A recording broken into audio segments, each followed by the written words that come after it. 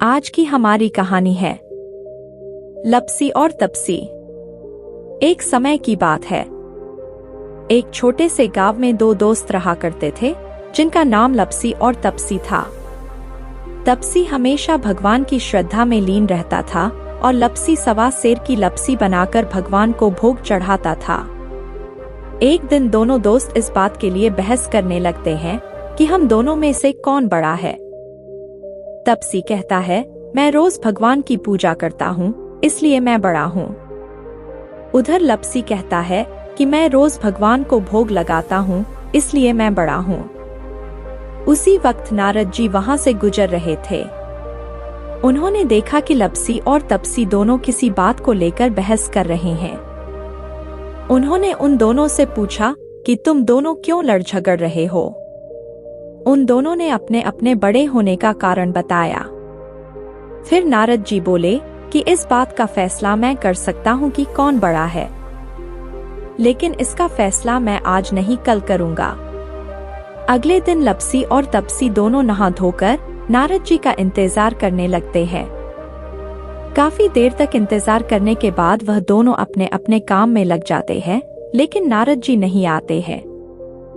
थोड़ी देर बाद नारद जी चुपके से आए और तपसी के सामने 1.25 करोड़ की अंगूठी रख दी, ताकि वह जान सके कि तपसी के मन में कितना लालच है। जब तपसी की नजर उस अंगूठी पर पड़ी तो उसने चुपचाप अपने पैर के नीचे अंगूठी को छुपा लिया। उसके बाद नारद जी लपसी के पास गए और उसके सामने अंगूठी रखी। अंगूठी पाकर उसने सोचा कि यह अंगूठी तो बहुत महंगी लग रही है, यह जिसकी भी होगी वह बहुत परेशान होगा। फिर वह बाहर जाकर उसके असली मालिक को खोजने लगता है, लेकिन वह नहीं मिला। तो लपसी ने उस अंगूठी को अपने गांव के मुखिया को दे दिया, क्योंकि वह नहीं चाहता था कि किसी दूसरे की अंगूठी को वह अपने पास रखे। उसने मुखिया जी से कहा कि यह जिस किसी की भी अंगूठी है आप उसे वापस कर देना। फिर लपसी उस जगह पर जाता है जहां पर तपसी भगवान की तपस्या कर रहा होता है। फिर वहां पर नारद जी प्रकट होते हैं और नारद जी उन दोनों के पास आते हैं। वो दोनों उनसे पूछने लगते हैं कि हम दोनों में से कौन बड़ा है। यह सुनकर नारद जी बोले कि तुम दोनों में से लपसी सबसे बड़ा है। यह सुन तपसी ने इस चीज का कारण पूछा। तब नारद जी ने तपसी से खड़े होने को कहा। जब वह खड़ा हुआ तो अंगूठी दिखाई देती है जो उसने अपने नीचे छुपा कर रखी होती है। तब नारद जी ने तपसी से कहा, तुम इतनी तपस्या करते हो फिर भी तुम्हारा मन साफ नहीं है और इसलिए तुम्हें कोई फल नहीं मिलता है। नारद जी ने तपसी से कहा, सच्चा भक्त होना यह नहीं होता कि हम दिन भर तपस्या में लीन रहें, बल्कि हमारा मन सच्चा भी होना चाहिए, तभी हम एक सच्चे भक्त कहलाए जाएंगे। तपसी अपने किए पर शर्मिंदा था और उसको समझ में आ गया कि उसने कितनी बड़ी गलती की है। उसने नारद जी के सामने हाथ जोड़कर पूछा कि मुझे अपनी तपस्या का फल कैसे मिलेगा और मेरा पाप कैसे उतरेगा। तब नारद जी बोले कि जब कार्तिक मास में स्त्रियां कार्तिक नहाएंगी तब वे अपना पुण्य तुम्हें देंगी, और साथ ही साथ यदि कोई धोती के साथ गमछा नहीं देगा तो वह फल तुम्हें मिलेगा।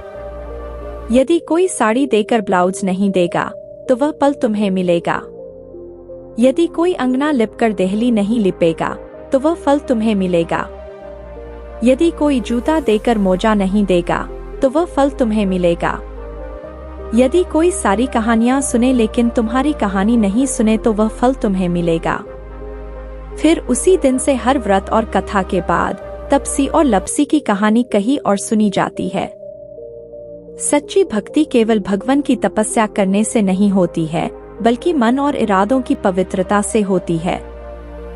लपसी और तपसी की कहानी से हमें यह सीख मिलती है कि इंसान चाहे कितनी भी भगवान की पूजा या तपस्या कर ले, लेकिन उसका फल तभी मिलेगा जब वह मन का सच्चा होगा। जहां तपसी अपनी पूजा अर्चना के कारण पवित्र दिखाई दिया, लेकिन वह लालची निकला, वहीं दूसरी ओर लपसी के विनम्र और ईमानदार कार्यों ने उसके भगवान के प्रति सच्ची भक्ति को दिखाया। भगवान की तपस्या के असली फल के लिए एक साफ, सच्चा और निस्वार्थ मन आवश्यक है। आशा करते हैं दोस्तों, कहानी अच्छी लगी होगी। अगर यह कहानी आपको अच्छी लगी है तो हमारे चैनल को सब्सक्राइब और वीडियो को लाइक जरूर करें।